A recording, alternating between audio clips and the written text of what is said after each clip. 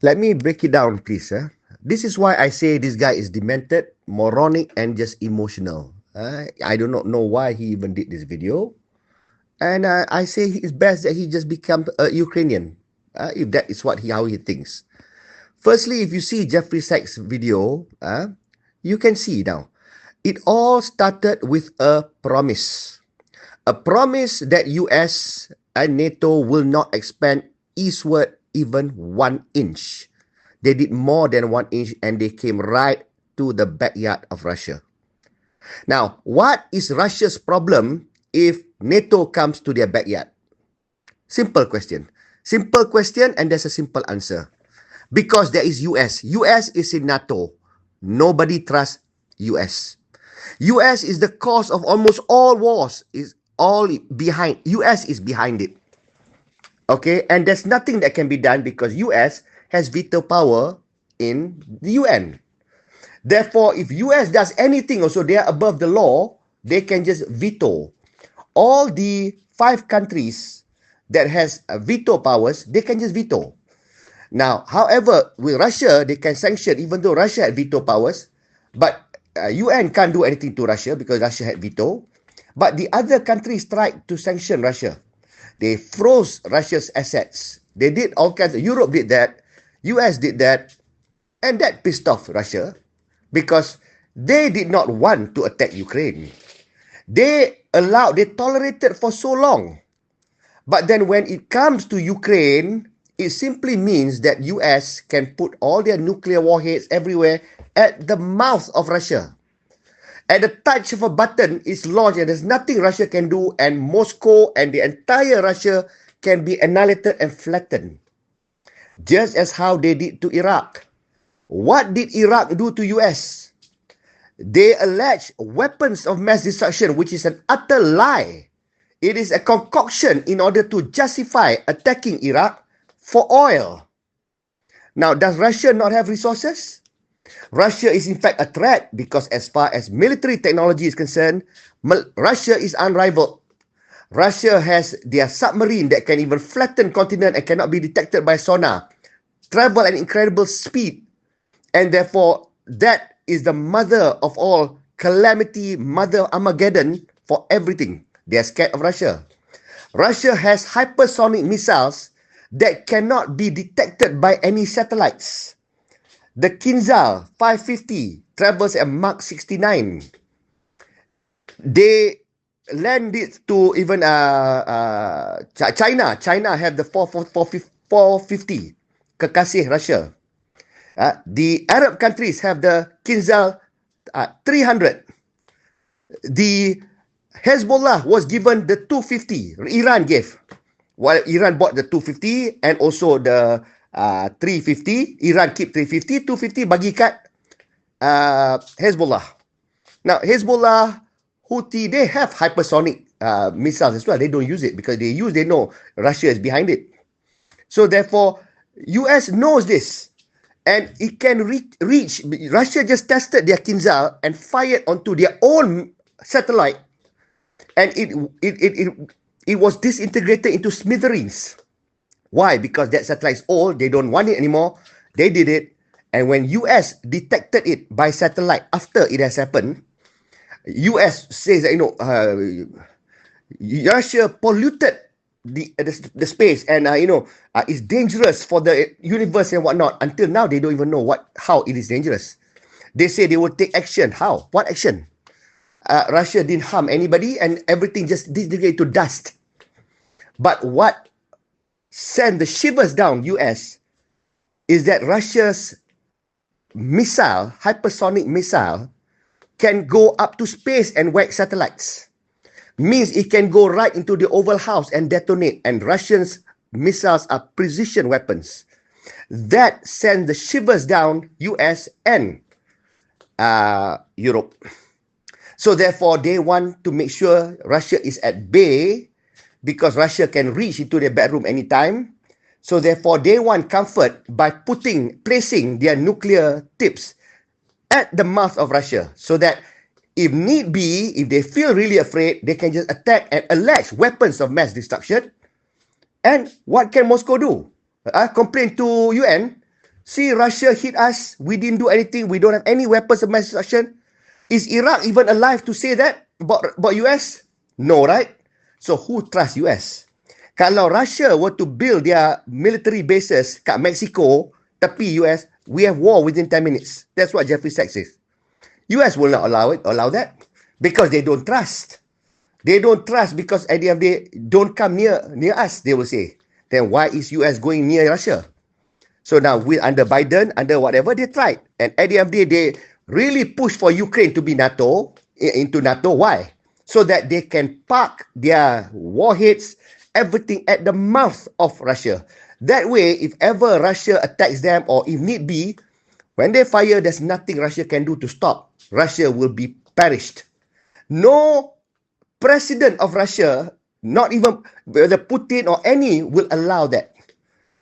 Even if China, Jinping was the president of Russia, or if Trump or Biden or Trudeau or anyone, Macron, whoever who's in that position will do exactly what Putin did. Putin had to do this, even if it's against international law, even if it's against the sovereignty of any nation. They had to attack. They had to attack because as long as Ukraine is war-torn and there's war, Ukraine cannot be admitted and cannot become NATO. And NATO cannot get involved in the war. If Ukraine become NATO, Ukraine get attacked, NATO has the obligation to attack the attacker of Ukraine. So therefore, it is in the interest and it is an existential threat to Russia. And Russia needs to ensure that Ukraine never become NATO. They needed to do what they need to do. And Russians are grateful that Putin did what he did. Even if it's against that international law. There's two choices. Follow international law and become like Iraq. And there's nothing, nobody can compensate you. Or you violate international law, do whatever that is wrong by law to stop an imminent calamity that will befall your nation. And because of that, the nation is still strong now, and the ruble is ever so strong economically. They are solid and they are unrivaled as far as military power is concerned in the world. To me, Putin is an excellent Russian president. Now, fast forward now to this meeting with Zelenskyy and Trump and J.D. Vance. When Trump was going to take office, okay, firstly, let me declare, I am not a fan of Trump. In fact, I find him an idiotic president. He talks nonsense and he does many ridiculous things. But no one person is all bad. No one person is all good. So therefore, in this particular case, what did Trump declare? His manifesto was what? That he will stop the war. He will stop the senseless killing of Russians and Ukrainians. Millions have died. Fight for what? They fight because US pushed NATO into Ukraine. If Ukraine tak ambil NATO, Putin would not have attacked. They would not have perceived it as an existential threat. But Putin won. They tried. They negotiated. But no, US abetted and say they have Ukraine's back. They want Ukraine to be NATO. And Zelenskyy was an idiot who decided to be friends with US. And now see how US treats him and he wants to complain. Nak buat macam mana? He took that. He doesn't even understand the situation of how a Russian punya government, a nation will react. Because by geography, Ukraine is attached to Russia. So now, when Trump takes over, things have happened. What does Trump and co wants to do? They want to stop the war. They speak to Putin to check whether with Putin, is it possible to stop the war? Putin says, yes, Russia wants what it wants. It wants the control of the territories there for safety. For their purpose of safety. They don't need more land. They want Ukraine to not be admitted to NATO. They want Europe to fuck off from their respective, all those areas. And that is what Russia wants. Russia doesn't want anything else. If that is met, then there is ceasefire. Otherwise, Russia continue to attack. Russia can flatten Ukraine with whatever their nukes, but they don't do that. They don't want to do that. They don't want to be killing Ukrainians senselessly. But in the meanwhile, Zelenskyy is using Europe's US ammunition and military might to attack Russia and even Moscow. What is he supposed to do? He has to respond. He has to continue weakening Ukraine. And you think Putin doesn't realize that US and Europe is fighting a proxy war with them? They know that. But with the change of guard and Trump become president, and Trump wants to end the war, called Putin. So for Putin, it's a fresh start. He comes to Trump and he talks to Trump. He comes to Trump and talks to Trump and to explore what is a fresh start, because he did not go well with Biden before this. So Trump assessed the situation. Trump knows that if Russia wants to continue the war, there's nothing he can do. And he will look like a fool. He's not going to go to war with Russia because of Ukraine. They've already spent $350 billion on Ukraine, and he's got his own internal problems in the US. Does he want to engage with Russia? It will be calamitous. It will be World War III. But Russia, he knows, will not waver, because to Russia is an existential threat. J.D. Vance knows that. Everybody knows that. So therefore, whatever Putin's demand is reasonable. Now, if Putin doesn't get what he demands, he just continue with the war. He will get that and more anyway. And Ukrainians will die anyway. Zelenskyy will also die.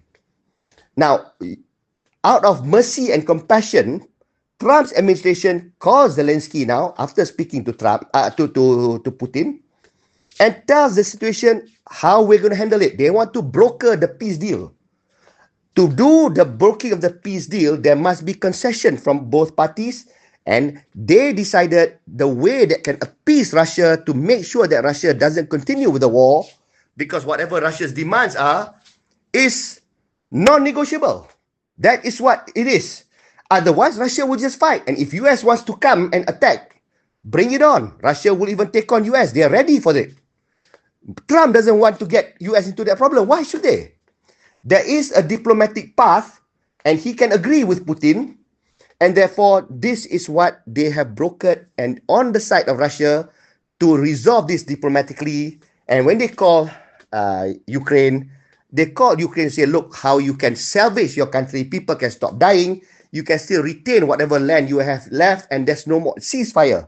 Ceasefire of a war they are going to lose anyway. Now, this deal can be broken only by US, because Zelenskyy and Putin can't see eye to eye. They can't even sit down to talk. Now, when US wants to do that, doing this at no benefit of the US, and the only thing that US wants is that after this whole thing is done, they want to recover their $350 billion that was paid into the Ukraine war, senseless war, from the minerals. And Ukraine can also benefit from their rare earth minerals. If Zelenskyy refuses the ceasefire, war continues, Russia takes over, Russia takes all the rare earth materials to recover whatever money that Europe has already frozen, whatever assets of theirs that's already been frozen. They can do that. What can Europe do to Russia? Their military might is unrivaled. Trump reads the situation. They call Zelenskyy and they say, to resolve this through diplomacy. But Zelenskyy kau hajar to ask what kind of diplomacy. He starts off by vilifying Putin. Now, you come to the Oval Office for a ceasefire, a peace deal. Because the theme is peace. Means when peace, you don't bitch about the other party, you don't try to pick fault, you don't try to give a last jab. None. The spirit and the mens rea got to be right. Now he comes, he starts vilifying Trump, saying he's a dictator, he's a murderer, vilifying Putin. Dictator, murderer, all this kind of thing. Now this doesn't gel with what the settings they want in front of the media. Now they say, look, we want the only approach, because the last approach, when they say they thumb their chest and they want to do whatever they like to do, it did not work. And Ukraine suffered. With Trump, he wants to try differently. He wants to try diplomacy, and he believes he can achieve that. And I believe this can be achieved, because Russia is not interested to expand their territory. NATO is the one that's expanding their territory. So because of that, they suggested that, but Zelensky in the first place, Korang Hajar start questioning that. What kind of diplomacy? This year they did this year they did that. So people are offering you help on a manner in which you question the methodology. You question what they want to do. That number one is already rude. You come there, you already rude. Number satu. Nombor dua, you tak pakai suit, you nak pakai benda lain. Firstly, there is a dress code. You come to the Oval Office, respect. Why can't you wear a suit? Why you want to be different? Why? You can't afford a suit. You can. But why can't you be respectful? No, but he wants to show that he is a man of his own. He has his way of thinking. He doesn't have to conform. That number two punya Korang Hajar. Number three, you datang, you come, start off, you start making demands and you say, oh, we need security, we need that. You did not even thank. Firstly, adapt. Kalau Malaysian pun adapt. Firstly, you come, you thank first. Because what US has been giving them, beratus billion, backing them up all this while. Firstly, you thank them first, even though it's a new president. Thank the new administration. At least start with that. And then lepas tu, you nak minta pun minta humbly. Bukan you start demanding. So you start demanding. And then after that, it went all south when he asked, what kind of diplomacy. This was the beginning that you're talking about. He's trying to ridicule US punya attempted approach for diplomacy. Because he's saying that it will not work and he knows better. That's the Kurang Hajar part. And when J.D. Vance kata the diplomacy that would save your country from being destroyed, whatever, now he got defensive and he said, we started off, all alone. We started all alone. So that irritates Trump. Alone kepala bapa apa? Bukan US bagi duit semua.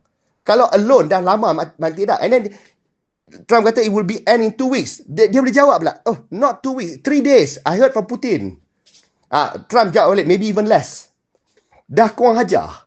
The Korang Hajar has begun. But what really burned Trump is that, we were alone, we are in our country, we fight, because he took exception. Zelensky took exception when Trump says, that you're losing, you don't have the cards, you're going to lose a war. That is a reality. People know that. But he said, we have remained strong, we are defending our country. You also have nice country, nice shores, and there's nothing there, but you will know when it comes to you. Now, this is already a veiled threat to US. What he's saying is that you play with this monster Putin, you trust him, wait till the time when he attacks you. This is what he's telling US. He's talking to the American president as though he is a fool. He knows better. So he wants to threaten. And in other words, what? Emotional ransom to US. Help me, do it my way, because otherwise you will discover later what this guy can do to you too. As how he did to us. Now, which American president would not be irritated, will not be annoyed? Which one? So now, he gets irritated. He says, no, this is not, you don't know that. You don't know this and you are suggesting this. It all went south that way. That is Korang Hajar. Sampai ujung, Korang Hajar. And because of that, is it the fault of the US government for kicking him out of the Oval Office? He comes in, apa cara? You are somebody who accepts help from US. You need US. And you start dictating terms to them. You don't thank them. You start threatening what can happen to them. You start ridiculing their approach of how to resolve it. So, and you want a peace deal, but you start vilifying the other party. You start saying this party will do this, will do that. Then why are you coming for the ceasefire punya deal? Why are you coming for that?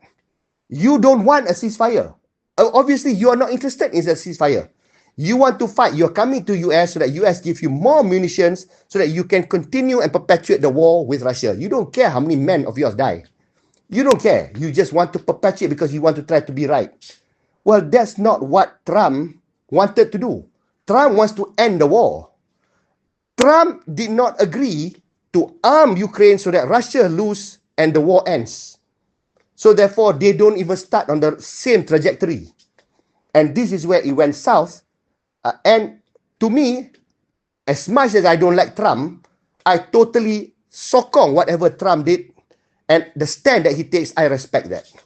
As far as Zelenskyy is concerned, he is utter idiot. He just messed up everything, and he thinks so highly of himself. He just ruined Ukraine and the relationship with US and Europe bodoh. Ikut Zelenskyy or upset with the Oval Office punya whatever. To me, the way I look at it, Zelenskyy was Kuang Hajar. That's it. It is Kuang Hajar not just by words, but by conduct and by why he even questioned how US want to broker the deal. He seems to know better. Then do it yourself. Why you ask help from US? So now, as far as US is concerned, since you know better, you don't want peace, handle your own. Trump kata you can come back when you're interested in peace. And peace means do it Trump's way. Trump know what needs to be done, and that will appease Russia, will make Russia stop attacking. Anything else that Ukraine does with Europe will make Russia attack them even more, and the war will not stop. So therefore, choose. You want the war to stop or not to stop? You tak mau stop, then you go and do with Europe. And don't blame US. So in this particular case, US safe, selamat. And if Europe now going to gang up against US, Trump will pair up dengan siapa? Dia akan kau team dengan Putin lah. That's it. Trump will just befriend Putin, be together with Putin, and this way, he also resolve BRICS issue kan? Macam mana kalau Russia dah form up dengan US, then BRICS lah kan? BRICS tak jadilah, because if US already a friendly party, why would US be a friendly party to Russia? Because kalau dah jadi ada animosity with Europe. So it'll be Europe plus Ukraine against US, Russia, India, China. Macam mana? The whole world will be split. Do they really want to take on the giants? Especially kalau US dah pergi belah sana? So depends lah. Kalau Europe is as dumb to play into the hands of Zelenskyy, tengok apa akan jadi. The crack will result, even within Europe, there will be crack. There's one country, Hungary ke apa, he's together with Trump. So some European countries sokong Trump. Some European countries sokong Ukraine. Now, Putin is having the last laugh lah. As far as Putin is concerned, as far as Russia is concerned, they will do whatever they need to do. They will continue with the war. They will continue taking territories until such time as somebody sensible is able to talk to Ukraine to broker the deal, ceasefire, then they will ceasefire. For now, tak ceasefire, they just continue lah. Drones, strikes, whatever they do. They will just continue doing whatever they need to do. So at the end of the day, the real loser are the Ukrainians. Really calamitous for them to get a president, a comedian as a president. I don't know what's going to happen. But to me, I'm glad that US took the position they took.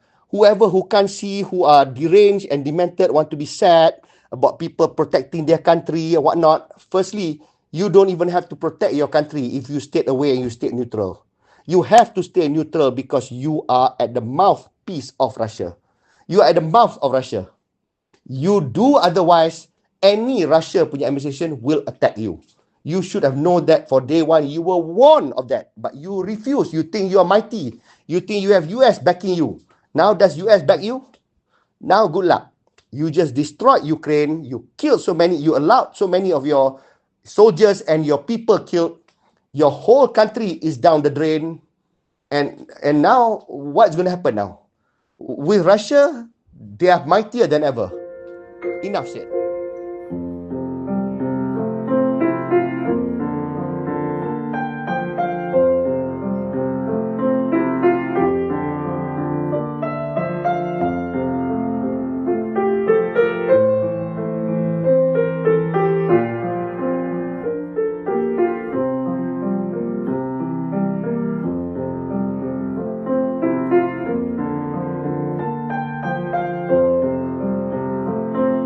So just a reminder, quick reminder to let you know to keep the donations coming, because I have to go for follow-up appointments weekly at the IOR Center, and each appointment costs 140 ringgit. So 4 times a month is 140 times 4, that's 560 a month. Okay, so anything you can donate to help me out would be greatly appreciated. Thank you.